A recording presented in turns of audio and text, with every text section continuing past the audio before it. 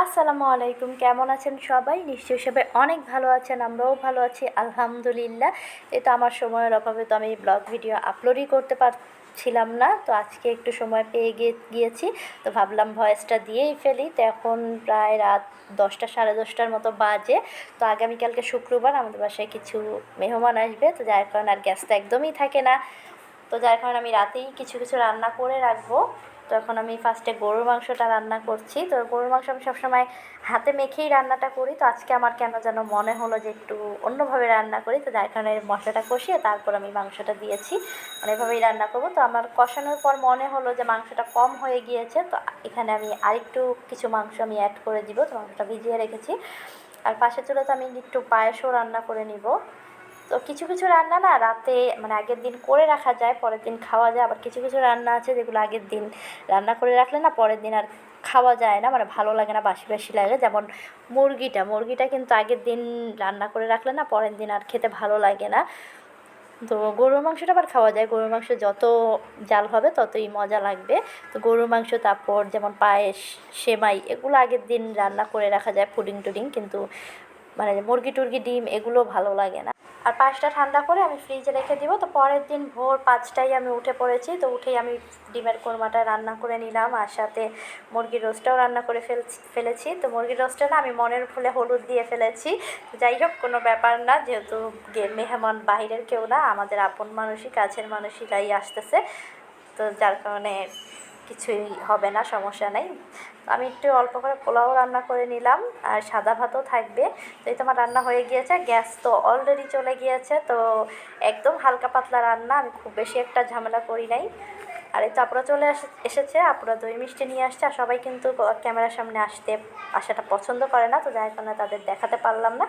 তো আপুরা কিন্তু খাওয়া দাওয়া করে বিকেলেই চলে গিয়েছে, যেহেতু ওদের বাসাটা অনেক দূরে। তাই তো ওরা যাওয়ার পরে আমি মাগরিবের নামাজ কালাম পড়ে একটু খিলগাঁওতে চলে আসলাম। আমি, মনিয়া, জয়, সাফা, জয়ের বাবা সবাই মিলে চলে আসলাম। তো আমার ছোটো বোনের বেবি সার্থক বাবু, ওর আবার 2 দিন পরে বার্থডে, তোর বার্থডে করার জন্যই একটা রেস্টুরেন্ট দেখতে আমরা আসছি। তো দুপুর থেকে সারা সন্ধ্যা কিন্তু মনিয়ার বৃষ্টি পুরা খিলগাঁও ঘুরে ঘুরে গিয়েছে, ওদের কোনো রেস্টুরেন্টই পছন্দ হয়নি। তো যার কারণে আমরা আবার আসলাম সন্ধ্যার পরে দেখতে। তো এখানেও আমরাও কয়েকটা দেখেছি, তো কয়েকটার মধ্যে আমাদের এই রেস্টুরেন্টটা একটু বেশি ভালো লেগেছে, তো এটাই আমরা বুক করব। তো এখানে এসে ওদের ক্ষুধা লেগে গিয়েছে, ওরা একটু হালকা পাতলা খাওয়া দাওয়া করে নিবে।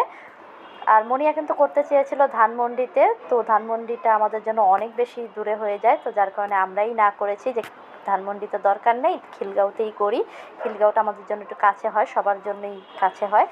তো আর বাহিরের যেহেতু কেউ নাই, শুধু আমাদের ফ্যামিলির মধ্যেই নিজেরাই করব, তো কী দরকার শুধু শুধু ধানমন্ডিতে করার। এখন খিলগাঁওতেই অনেক ভালো ভালো রেস্টুরেন্ট আছে। তো এই তো আমরা এখন এটা বুক করেই চলে যাব। তো যাওয়ার পথে দেখলাম একটা আয়না, তো আয়না দেখলেই তো আমার ভিডিও করতে মন চায়, তো আমি একটু ভিডিও করে নিলাম। তো করেই তো আমরা এখন চলে যাচ্ছি। তো এখান থেকে আমরা যাব এখন সার্থক বাবুর জন্য কিছু কেনাকাটা করতে। তো কেনাকাটা করে তারপর আম্মুর বাসায় যাব, তারপর আন্টির বাসায় যাব। তো এগুলো করতে করতে কিন্তু প্রায় রাত 11:30 বেজে গিয়েছিল। তো আমি 2 দিন যাবত এরকম দৌড়ের উপরই আছি, একটুও রেস্ট পাই নাই, ঘুমাতেও পারি নাই, যেহেতু আজকে আবার মেহমানও আসছিলো, তাদের জন্য রান্নাবান্না করতে হয়েছে। তো এগুলো সব একা হাতেই করতে হয়েছে, তারপর আবার এখানে চলে আসছি। তো 2 দিন যাবত আমি একটুও ঘুমাতে পারি নাই, তারপরও আমার কাছে ভালোই লাগে। আমার কাছে শুয়ে বসে থাকার চাইতে না কাজে কর্মে এরকম ঘোরাফেরা করতেই বেশি ভালো লাগে। তো আর সন্ধ্যার পর এরকম ঘুরতে তো আমার কাছে আরও অনেক বেশি ভালো লাগে, রাতের শহরটা দেখতেও ভালো লাগে, হাওয়া বাতাস খেতে ভালো লাগে। তো এই তো এখন আমরা রিক্সার জন্য হাঁটতেছি। তো আমরা বড় সড়ো একটা অটো পেয়ে গিয়েছি। তো ওই একটা অটোর মধ্যেই আমরা সবাই মিলে বসে পড়েছি। তো সামনে জয়, পিছনে জয়ের বাবা, আমি, মনিয়া, সাফা, আমরা সবাই মিলে বসে পড়েছি। যেহেতু আমরা কেউই ততটা মোটা না, আমরা সবাই হালকা পাতলাই আছি, তো যার কারণে একটা অটোর মধ্যেই হয়েই গেছে আমাদের। তো আজ এই পর্যন্তই থাক, ভিডিওটার বড় না করি। ভালো থাকবেন সবাই, আল্লাহ হাফেজ।